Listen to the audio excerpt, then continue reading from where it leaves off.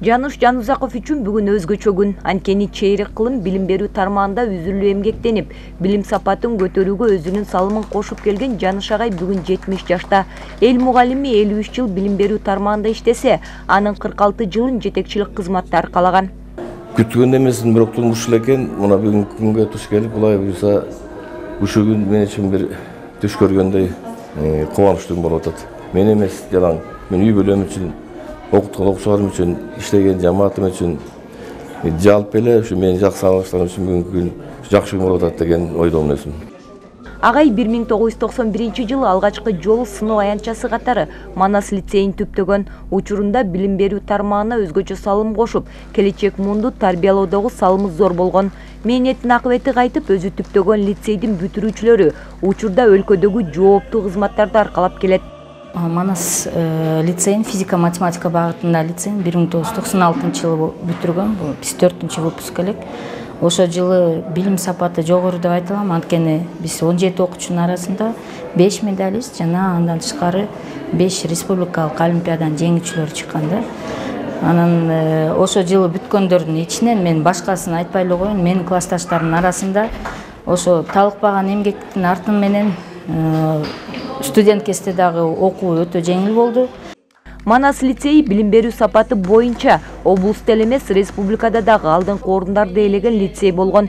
Бүгүн Жаныш агайдын Талас мамлекеттик университетинде өткөрүлгөн кечесине келген лицейдин айрым бүтүрүүчүлөрү Манас лицейинде билим алгандарына учурга чейин сыймыктанып келет. Билим берүү жаатында Талас областынын көрсөткүчү бир топ жогору болмок. Мына өзүңүздөр билесиздер, кече жакында жыйынтык чыкты. Алтын тамга жана эң мыкты мектеп бүтүрүүчүлөрүнө тилекке каршы ошо Талас областынан бири дагы илинбей калды. Мен мына так кесе айта алам, убагында биз окуп жүргөндө, бизге чейин, бизден кийин дагы Жаныш агай ошол директор болуп турганда